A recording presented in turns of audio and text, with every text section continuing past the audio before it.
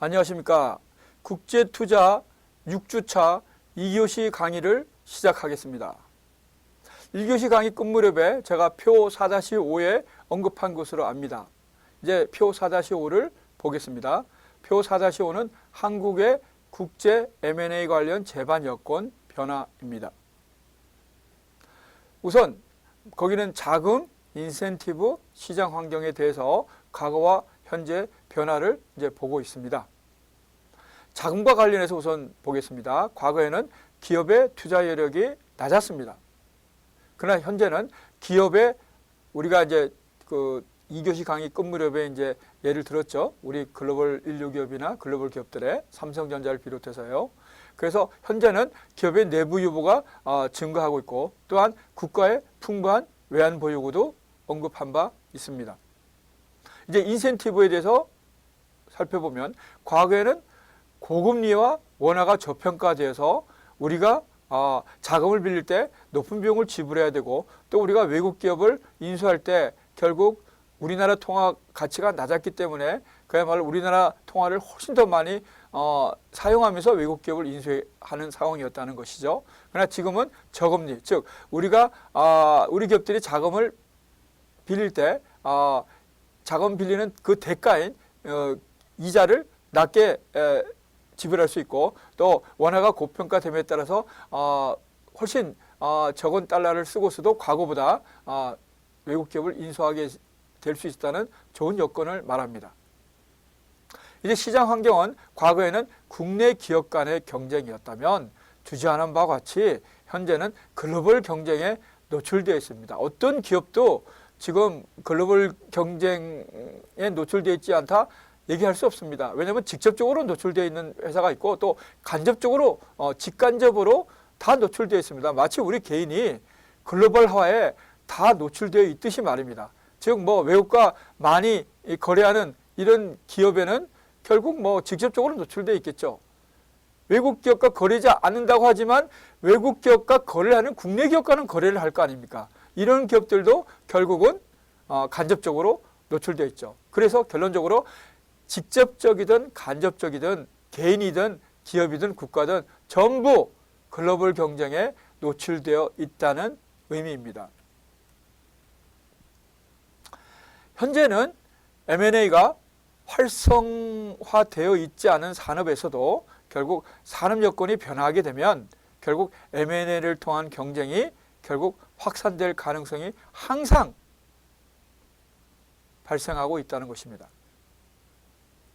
컴퓨터 산업이 결국 과거에는 하드웨어 중심이었지만 결국 서비스업의 특성을 가지게 되면서 결국 M&A가 증가하고 있는 것이 대표적인 사례라고 할 수 있겠습니다.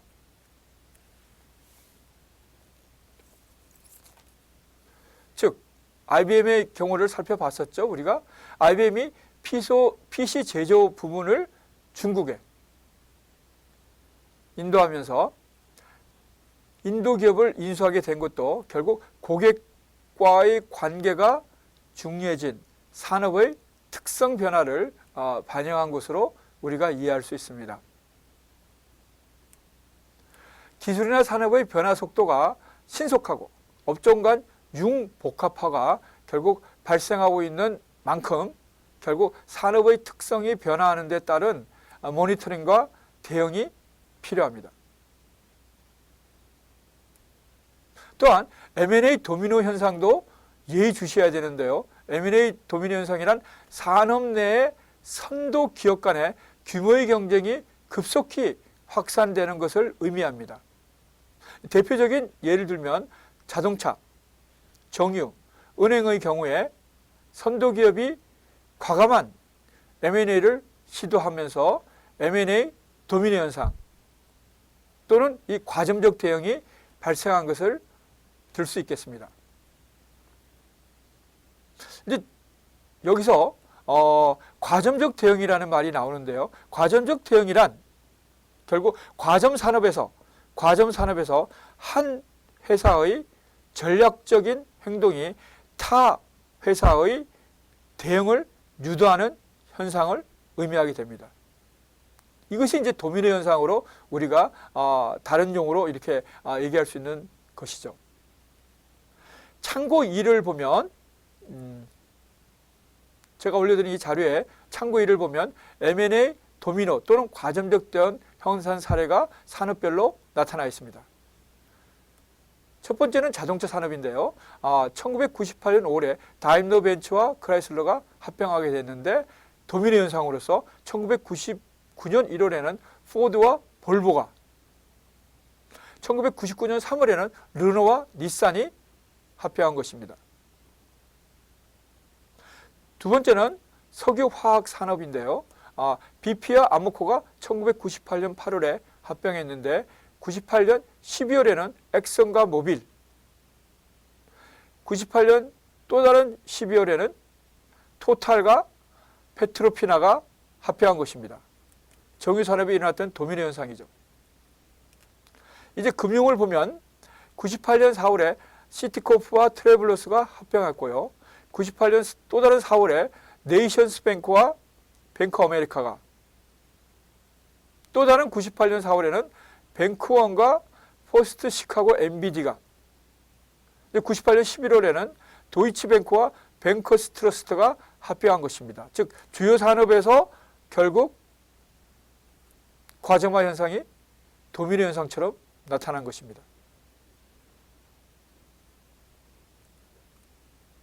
이제 세 번째 측면은 M&A 역량을 강화하기 위해서 다각도로 준비하는 것이 되겠습니다. M&A를 기업 성장을 위한 전략 수단으로 인식할 필요가 있다는 얘기입니다. 경영 계획이나 중장기 전략을 수립할 때 M&A가 필요한 부분을 구체적으로 명시하고 해당 매물이 시장에 나왔을 때 신속하게 대응할 수 있는 시스템을 구축해야 되겠습니다.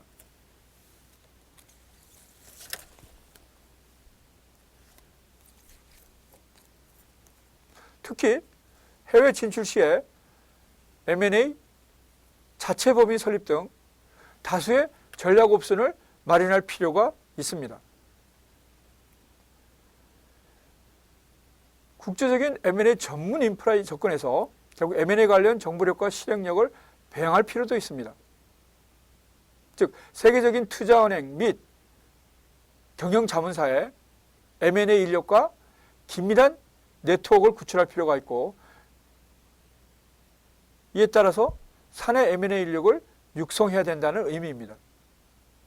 첫째는 전략적 제휴, 벤치마킹을 통해서 우리의 인력을 결국 업그레이드 시킬 필요가 있고, 이렇게 업그레이드된 인력이 이제 그야말로 자체적으로 또한 국내 인력을 교육시켜서 또 능력을 배가시키는 이런 선순환적인 구조가 일어나야 된다는 의미입니다. M&A를 통해서 결국은 단시간에 성장을 이룰 수 있는 반면에 기업 문화나 경영 시스템이 다른 두 기업을 합치는 것은 결코 용이하지 않은 모험일 수도 있다는 것을 인식할 필요도 있습니다. 즉, 이 방금 제가 얘기 드린 포인트는 M&A가 결국 필요한 것이고 성장을 위해서 필수 불가결 하지만 항상 결국은 예의주시하면서 잘 선택해야 된다는 것이죠. 그 어느 곳이나 기회는 존재하지만 기회에 따른 위험도 역시 동시에 존재한다는 것을 잊어서는 안 된다는 의미입니다. 자체 설립을 할 경우에는 투자 과정에서 완급 조정이 가능합니다. 그러나 M&A 경우에는 대규모 자원을 일시에 투입해야 하는 부담이 존재하고 있다는 것입니다. 일단 기업을 매수하고 나면 원래의 상태로 돌아갈 수 없다는 의미에서 결국 위험도가 높은 것이 현실입니다. M&A가 실패하는 원인 중에 하나는 결국 사업성이나 재무적인 측면만을 강조해서 조직 통합 및 문화 통합에 실패하기 때문입니다. 결국 기업도 사람의 결합체 아니겠습니까? 그래서 사람의 결합체는 크든 작든 간에 결국 문화가 존재하게 됩니다. 결국 그 조직의 문화, 국가도 마찬가지 아니겠습니까? 결국 국가에 따라서 결국 상이한 어떤 문화가 존재하는 것이죠. 또한 인종에 따라서도 존재하는 것이죠. 뭐 이거는 뭐 끝도 없이 예를 들어서 남녀 간에도 존재하는 것이죠. 연령대별로도 존재하는 것이죠. 교육 수준에 따라서, 소득 수준에 따라서 또 존재하는 것이죠. 한 국가 내에서도 지역에 따라서 또 존재하는 것이죠. 또 직업에 따라서도 존재할 수 있습니다. 상이한 문화가. 그래서 결국은 이제 합치게 뭐 각각에 있을 때는 혼자의 힘으로써, 혼자의 책임하에, 혼자의 그걸 맞이해야 되겠지만 결국 이렇게 합치는 경우에는 두 서로 다른 조직이 합하는 거 아니겠습니까? 이건 상당히 중요한 것이죠. 우리가 뭐 이거는 예를 많이 들 수 있습니다.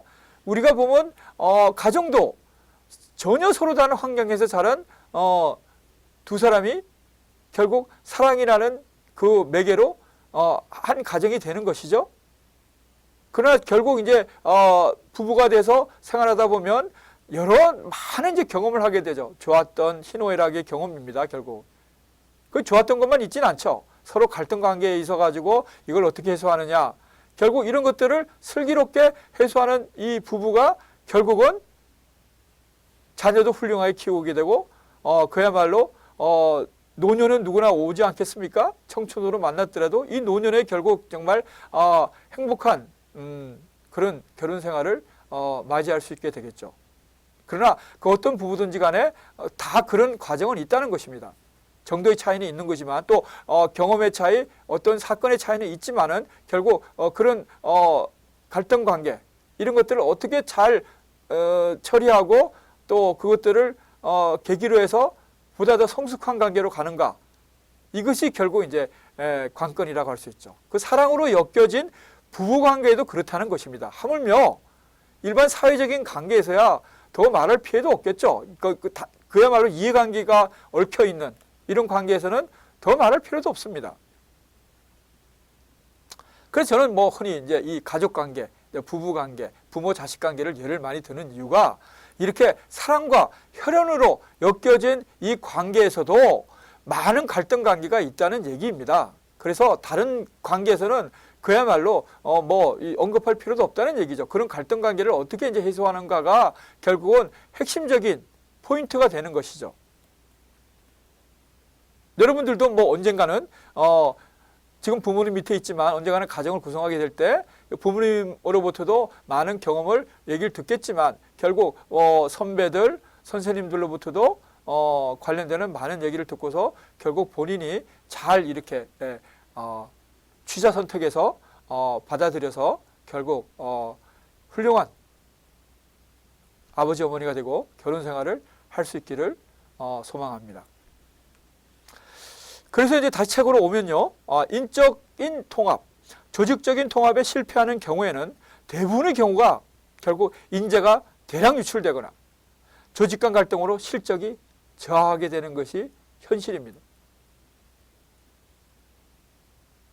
그래서 M&A의 성공률을 높이기 위해서는 무형자산, 그러니까 이제 이거는 형태를 가지 않은 자산이죠. 예를 들면 뭐 경영 노하우, 뭐 브랜드 뭐 이런 것이죠. 이 무형자산에 대한 실사 능력, 즉 기업을 인수할 때는, 합병할 때는 이 기업의 가치를 따지는 것이죠. 기업의 가치에는 유형자산의 가치와 무형자산의 가치가 있습니다. 유형자산은 그래도 파악하기가 무형자산에 비해서는 용이합니다. 왜? 눈에 보이는 것이기 때문에. 그러나 이 무형자산의 가치가 이 평가하기가 참 어려운 것이죠. 그래서 이러한 무형자산에 대한 실산 능력을 향상시키기 위한 용의 주도한 분석이 필요한 것입니다. 이 물리적 자원의 평가보다 조금 전에 제가 말씀드린 그 내용입니다. 물리적 자원, 즉 눈에 보이는 이 자원을 평가하는 것보다 결국 무형 자원, 아까 제가 언급드린 브랜드, 인력, 기술, 경영 노하우 뭐 이런 게 되겠죠. 이런 무형 자원이 M&A 후에도 해당 기업에 존속해 있겠는가라는 것을 예측할 수 있는 분석 능력이 필요하다는 의미입니다. 그래서 피합병회사와 문화적인 이질성을 고려해서 결국 조직 통합의 유연성을 부여할 필요가 있겠습니다.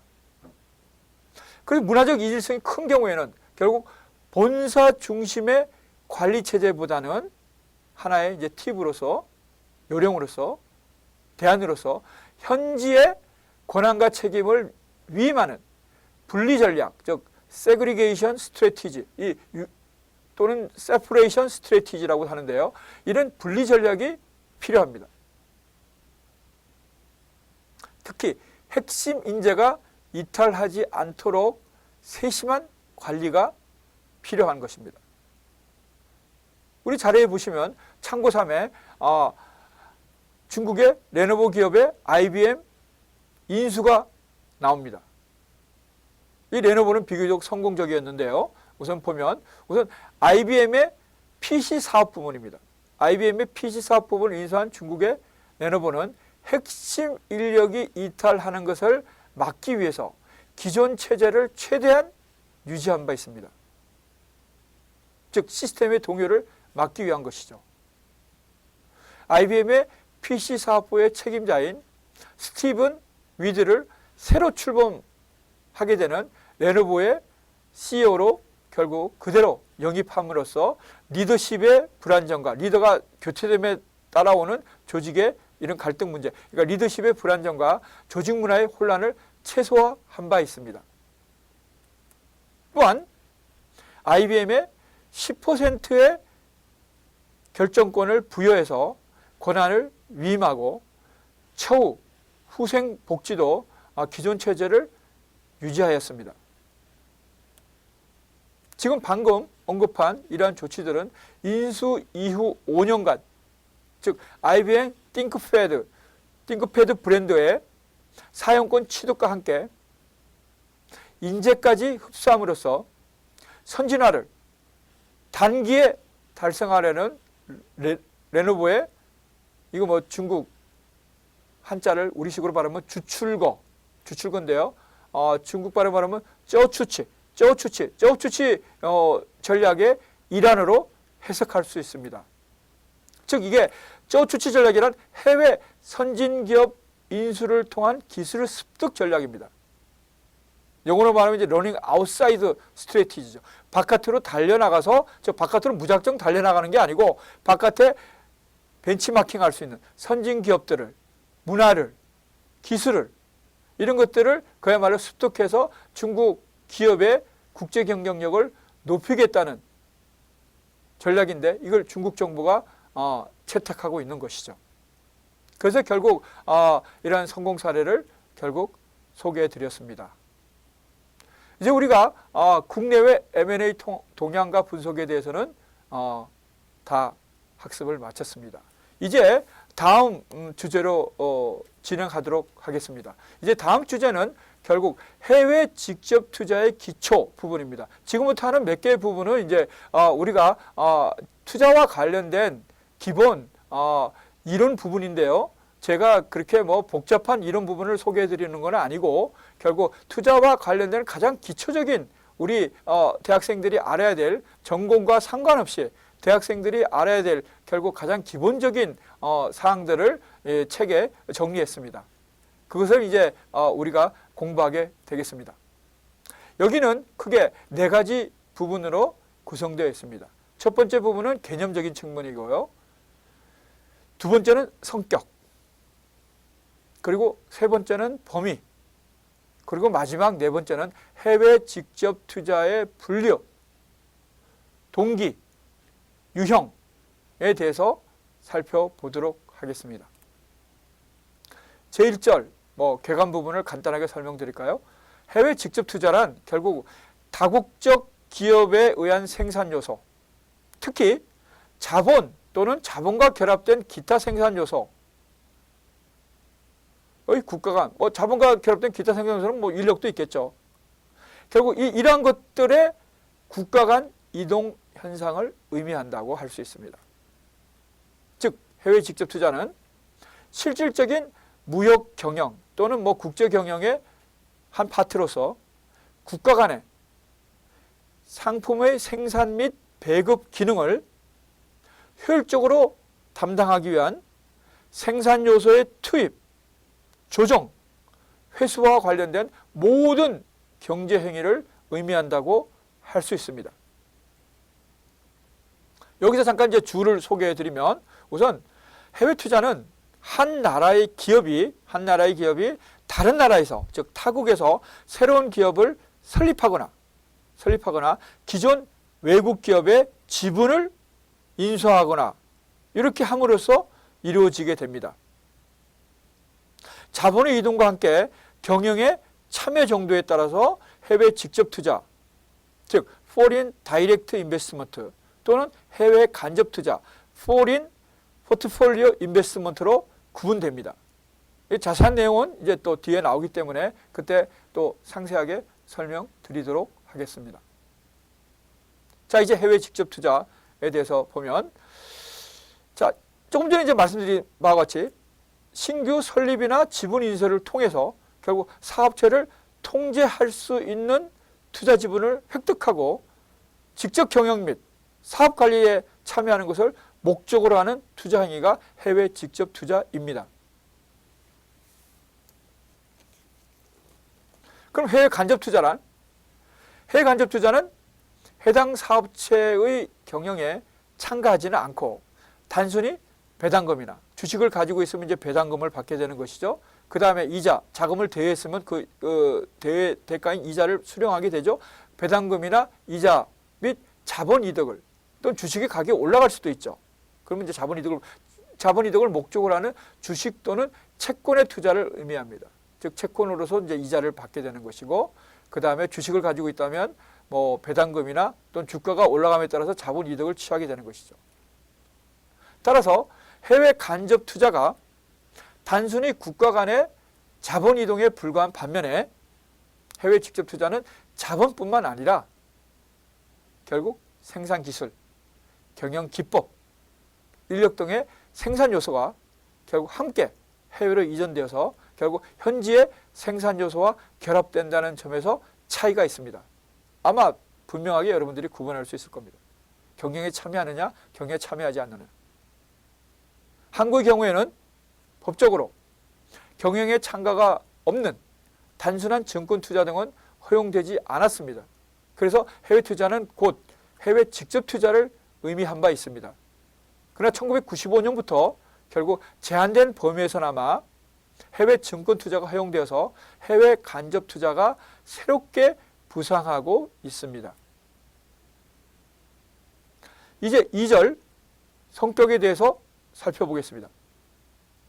해외 직접 투자의 목적은 다시 한번 언급드리면 직간접으로 경영활동에 참가함으로써 단순한 사후의 투자 이익 분배는 물론 상품의 생산 및 분배활동에 참여함에 따라서 특별한 위험관리 프리미엄 및 경영참가 프리미엄이 투자 단계에서 고려될 필요가 있습니다. 해외 직접 투자는 투자를 다변화한다는 측면에서는 국내의 다품종 생산기업의 투자 의사결정 과정과 유사한 투자 행위라고 할 수 있습니다. 다만 이제 지역이 다변화되는 것이죠. 국내 다품종 생산기업은 여러 생산품을 이제 많이 생산한다는 것이고, 이건 지역을 다변화한다는 것이고, 그래서 어떤 의미에서는 결국 유사한 투자 행위라고 할 수 있겠습니다. 그러나 국가 간 경제 정책의 차이에서 발생되는 투자 환경의 차이가 중요한 변수가 되고 있습니다.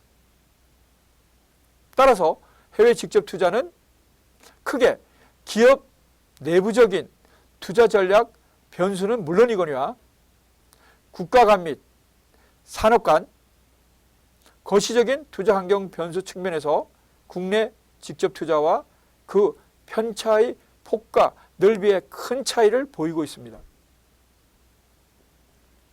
더군다나 환율 변동, 투자 원리금 회수 가능성 등 특수한 위험까지를 고려한다는 측면에서 국내 투자보다 훨씬 복잡하고 다양한 시각에서 신중히 추진되어야 함은 두말할 나위도 없습니다. 여기서 이제 환율 변동, 또 어떤 다른 토픽에서 또 언급되겠지만은요, 환율 변동만 해도 이게 얼마나 많은 변수를 가지고 있겠습니까? 아까 우리 원화 가치가 고평가됐다, 저평가됐다 이 말씀 드렸습니다만은 결국 이 환율 변동은 어느 정도의 추세를 보고서 우리가 예상은 할 수 있겠지만 결국 단기적인 측면에서 보면 불가능한 것이죠. 특히 중장기적인 거는 더 말할 필요도 없고요. 그래서 환율의 변동이 결국 해외 투자를 이게 실행할 때 아주 중요하게 고려되는 요소 중에 핵심임은 두말할 나위도 없겠습니다. 이제 국제투자 6주째 두 번째 강의 시간을 마치도록 하겠습니다. 수고하셨습니다. 세 번째 강의 시간에 보게 되겠습니다. 감사합니다.